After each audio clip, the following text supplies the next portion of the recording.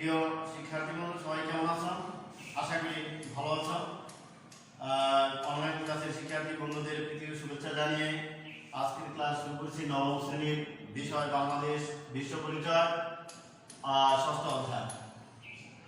ষষ্ঠ অধ্যায় ইতিমধ্যেই গত সপ্তাহে আমরা রাষ্ট্র নাগরিকতা নিয়ে আলোচনা করা হয়েছে। আজকে আমাদের যেটা রয়েছে সেটা হলো যে সামাজিকভাবে স্বীকৃত লিখিত অলিখিত কিছু বিধি ও রীতিনীতি কি বলে? আইন। তাহলে আজকে আমরা আলোচনা করব আইনের ধারণা। শিক্ষার্থী বন্ধুরা, আমরা আজকে আলোচনা করব আইনের ধারণা। এই আইনের ধারণা সম্পর্কে প্রত্যেকটি শিক্ষার্থীর সুস্পষ্ট ধারণা থাকা দরকার। সাধারণভাবে আইন বলতে সামাজিকভাবে স্বীকৃত লিখিত অলিখিত বিধিবিধান ও রীতিনীতিকে বোঝায়। মানুষের আচরণকে নিয়ন্ত্রণ করা এবং সমাজের শৃঙ্খলা বজায় রাখার জন্য অধিকাংশ মানুষই এই নিয়ম কানুন মেনে চলে। আজকে শিক্ষার্থী বন্ধুরা, যদি আইন না থাকে তাহলে দেশে একজনের জমি একজনের জিনিস জোর করে নিয়ে যেতে পারত, কিন্তু আইন আছে বিধায় কেউ কারো জমি কেউ কারো টাকা পয়সা কোনো কিছুর উপরই হস্তক্ষেপ করতে পারে না।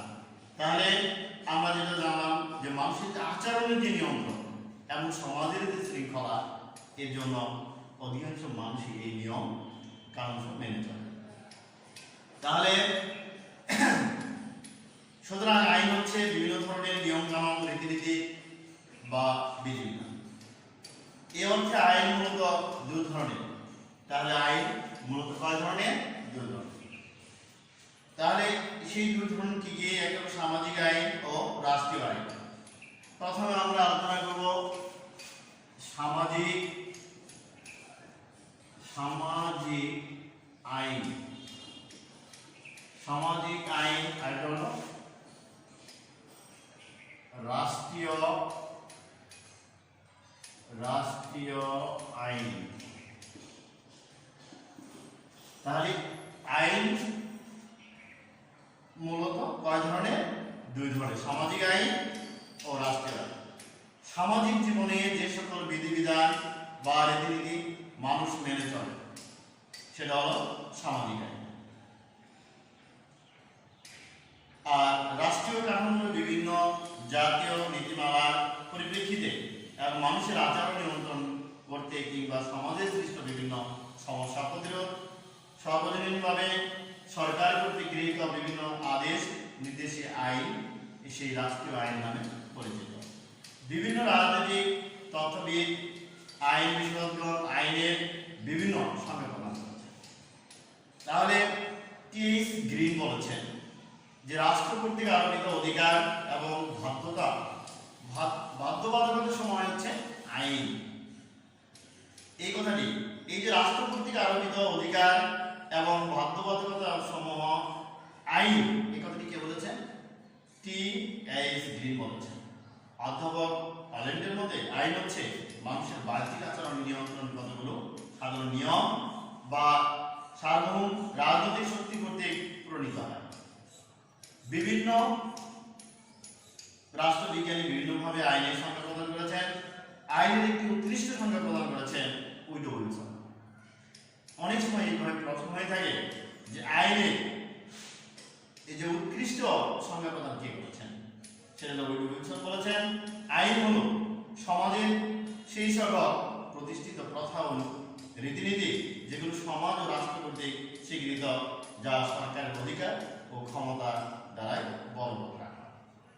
তাহলে শিক্ষার্থী বন্ধুরা, আমরা এতক্ষণ আলোচনা করেছিলাম আইনের ধারণা, আইন কি, আইন কাকে বলে। এই যে আইনকে প্রধানত মূলত দুই ধরনের আইন, সামাজিক এবং রাষ্ট্রীয় আইন। রাষ্ট্রীয় আইন সামাজিক আইন নিয়ে আলোচনা হলো এবং আইনের যে বিভিন্ন তিনটি সংজ্ঞা প্রদান। টি.এইচ. গ্রিন কি বলেছে?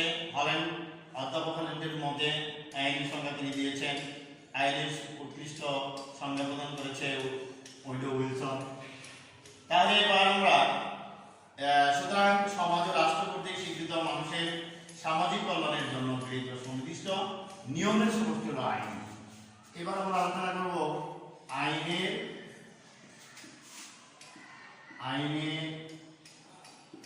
আইনের বৈশিষ্ট্য। আইনের বৈশিষ্ট্য হচ্ছে 5টি। তাহলে 1 নম্বর হচ্ছে আইন মানুষের বাহ্যিক আচরণ ক্রিয়াকলাপকে নিয়ন্ত্রণ করে। 2 হচ্ছে আইন হচ্ছে সার্বজনীন তথা সমভাবে রাষ্ট্রের সকলের জন্য প্রযোজ্য। 3 হচ্ছে আইন এক ধরনের আদেশ নির্দেশ যার সকলেই মান্য করতে হয়। যা আইন অমান্য করে তাদের সাজা দিতে হয়। আজকে আমরা জানি আইনকে অমান্য করলে আমাদের বিভিন্ন ধরনের জরিমানা অথবা শাস্তির বিধান রয়েছে। 4 হচ্ছে আইন রাষ্ট্রীয় কর্তৃত্বমূলক কর্তৃপক্ষ হতে স্বীকৃত এবং আরোপিত। আইন হলো সমাজের প্রচলিত প্রথা ও রীতিনীতি। ইতিমধ্যে আমরা আইনের যে 5টি বৈশিষ্ট্য রয়েছে সেটা আমরা জানলাম। এবার আমাদের আলোচনা হচ্ছে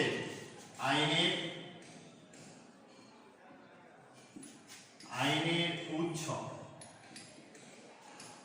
অনেক সময় শিক্ষার্থী মনোযোগ দিয়ে শুনবে আইনের বৈশিষ্ট্য কয়টি বা আইনের উৎস কয়টি সম্বন্ধে অনেক সময় আমাদের প্রশ্ন হয়ে থাকে। আইনের বিভিন্ন উৎস রয়েছে। রাষ্ট্রবিজ্ঞানী হল্যান্ডে সে আইনের 6টি প্রধান উৎসের কথা উল্লেখ করেছেন। এগুলো হলো প্রথা, এখন হচ্ছে প্রথা, ধর্ম। সেই উৎসগুলো হলো 1 হচ্ছে প্রথা, 2 হচ্ছে ধর্ম,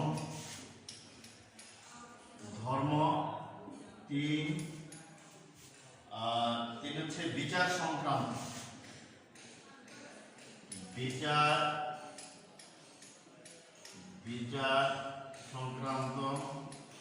4 হচ্ছে বিজ্ঞানসম্মত আলোচনা,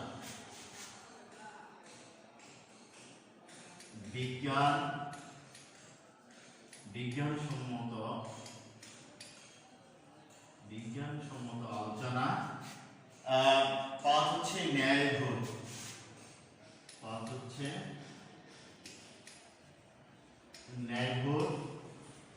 6 নম্বর হচ্ছে আইনসভা।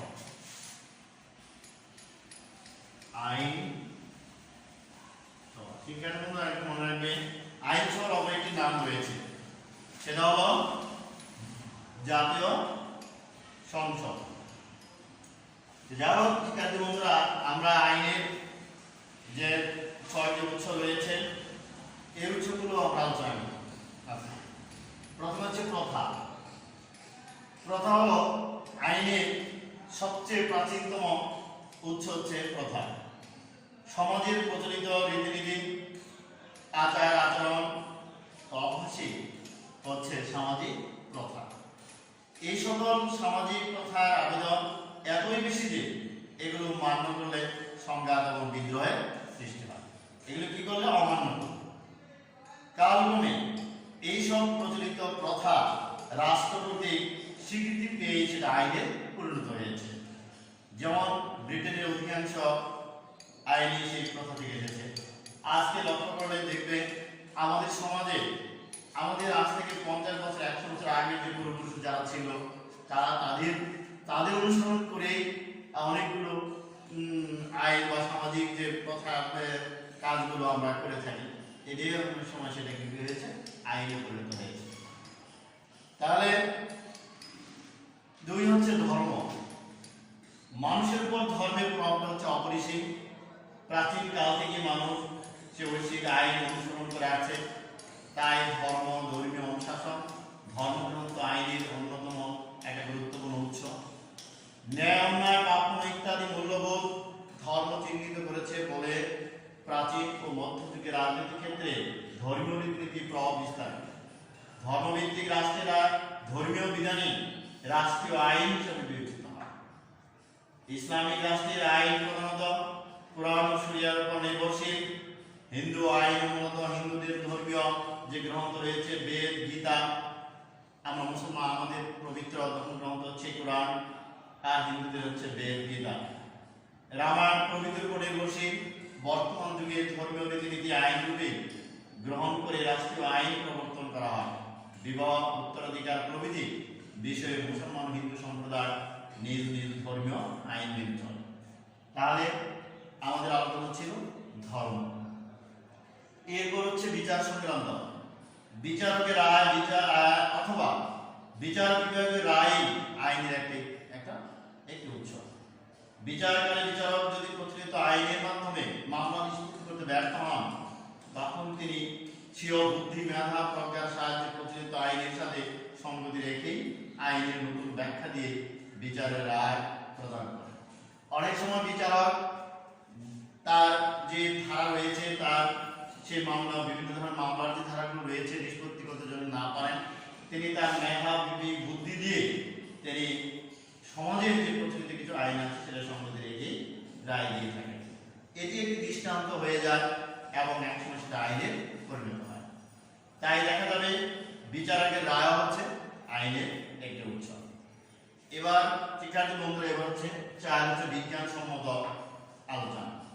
আইনবিদের বিজ্ঞানসম্মত আলোচনা তাদের আইন বিষয়ক গ্রন্থাবলী ও আইনের উৎস হিসাবে কাজ করে। প্রখ্যাত আইনবিদের ব্যাখ্যা, মূল্যায়ন, আলোচনা, আমাদের যে আইনবিদ যারা রয়েছে তাদের আলোচনা, মূল্যায়ন ইত্যাদি থেকে রাষ্ট্র প্রয়োজনীয় আইনের সন্ধান লাভ করে। ব্রিটেনের আইন ব্যবস্থা আইনবিদ ও ব্ল্যাকস্টোন আমেরিকার কেন্ট ইসলামী আইনের ক্ষেত্রে ইমাম আহমানিবর রহমতুল্লাহ যে প্রমুখের অনেক অভিমতি আইনের মর্যাদা লাভ করেছে। 5 হচ্ছে ন্যায়ভোগ।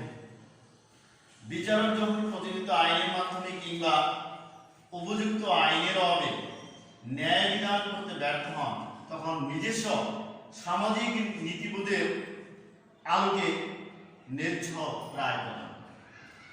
এই যে ন্যায়বোধ, বিচারক যখন তার নিজস্ব অতীত আইনের বই থেকে যখন কোনো তিনি ব্যর্থ হন, তখনই তিনি তার নিজের বিবেক, বুদ্ধি, তার মেধা দিয়ে তিনি চেষ্টা করেন সঠিক এবং ন্যায্য বিচারকে রায় দেওয়ার জন্য।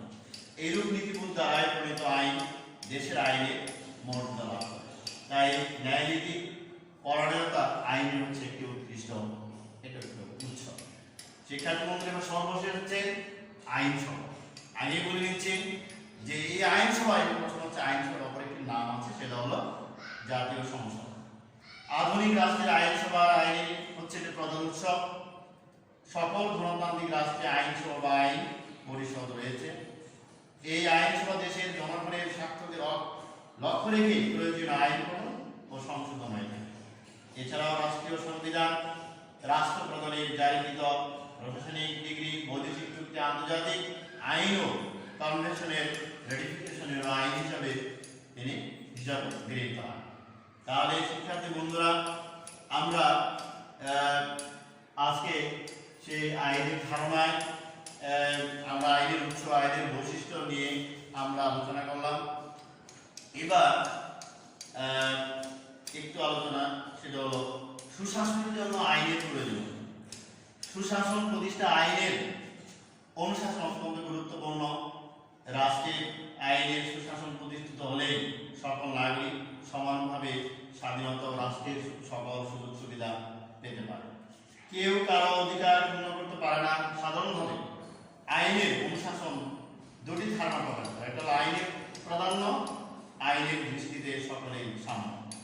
আইনের প্রাধান্য বজায় থাকলে সরকার স্বেচ্ছাচারী হতে পারে না এবং ক্ষমতা অপব্যবহার করতে সচরাচর সাহস করে না। বিনা অপরাধে কাউকে গ্রেপ্তার করা, বিনা বিচারে কাউকে আটক রাখা শাস্তি বিধানের আইনের প্রধানের পরিপন্থী। আইনের প্রাধান্য নাগরিক স্বাধীনতা রক্ষা করে। আরেকটি গুরুত্বপূর্ণ প্রশ্ন, সেটা হলো যে আইনের যে প্রাধান্য নাগরিক স্বাধীনতা রক্ষা করে। সমাজের আইন প্রতিষ্ঠিত হলে কেউ আইন অমান্য করে অন্যের অধিকার হস্তক্ষেপ করতে পারবে না। সরকার কারো স্বাধীন ব্যক্তি স্বাধীনতা অযৌক্তিক প্রতিবন্ধকতা সৃষ্টি করতে সাহস পায় না। আইনের দৃষ্টিতে সাম্য বলতে কি বোঝায়, এটা একটু প্রশ্ন। সাম্য, এই যে ধনী দরিদ্র সবল দুর্বল জাতি ধর্ম বর্ণ সম্প্রদায় নির্বিশেষে সকলেই সমান, অর্থাৎ আইনের দৃষ্টিতে সবাই সমান। আইনের যদি কেউ বাড়তি সুবিধা পাবে না, সকলের জন্য একই আইন প্রযোজ্য। রাষ্ট্রে ব্যক্তি স্বাধীনতা তখনই খবর হয় যখনই আইনের অনুশাসন থাকে। আজকে শিক্ষার্থী বর্তমান প্রেক্ষাপটে আমরা দেখতে পাচ্ছি যে আইন যতক্ষণ পর্যন্ত আমাদের দেশে আইনকে যথাযথভাবে ব্যবহার না হবে ততদিন পর্যন্ত আমাদের সন্ত্রাস দুর্নীতি বন্ধ হবে না। তাহলে অবশ্যই আইনের সুশাসন আমাদের থাকতে হবে। আইনের সুশাসন যদি না থাকে তাহলে একটি দেশ কখনোই কেউ উন্নত দেশ হিসেবে পরিণত হতে পারে না। আইনের শাসনের অভাবে আইন প্রয়োগকারী সংস্থা অনেক সময় নাগরিকদের হয়রানি বা বিনা অপরাধে আটক করে। বিচার বিভাগের স্বাধীনতা এবং গণতান্ত্রিক পরিবেশ সৃষ্টি না হলে আইনের শাসন কায়েম হয় না। বাংলাদেশ আইনের শাসন প্রতিষ্ঠার অগ্রগতি লক্ষ্য করা যাচ্ছে। তাহলে শিক্ষার্থী বন্ধুরা, আমাদের আজকের আলোচনা ছিল আইনের ধারণা, আইনের বৈশিষ্ট্য, আইনের উৎসগুলো ঠিক আলোচনা করা হয়েছে এবং সুশাসনের জন্য আইনের প্রয়োজনীয়তা। তাহলে আজকে আমাদের এই পর্যন্ত থাকবে। এর ভিতরে আইনের উৎস এবং আইনের বৈশিষ্ট্য থেকে আমরা যতটুকু আলোচনা করেছি সেটা থেকে আমরা বাড়ি কাজ অর্থাৎ জ্ঞানমূলক কয়েকটি জ্ঞানমূলক প্রশ্ন তোমরা লিখবে। এক হচ্ছে আইনের সবচেয়ে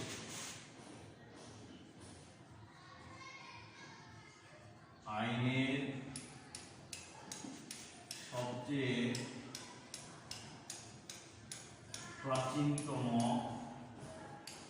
উৎস কোনটি? দুই হচ্ছে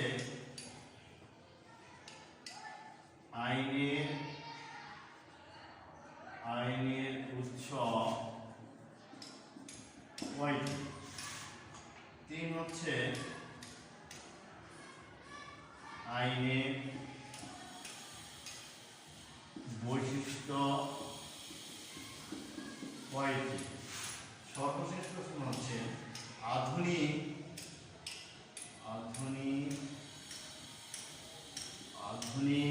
রাষ্ট্রে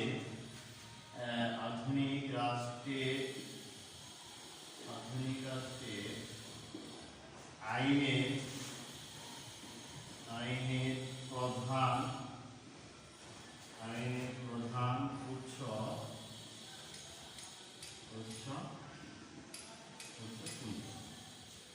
তাহলে শিক্ষার্থী বন্ধুরা, আজকে আমাদের এই 4টি প্রশ্ন জ্ঞানমূলক প্রশ্ন বাড়ির কাছে থাকলো।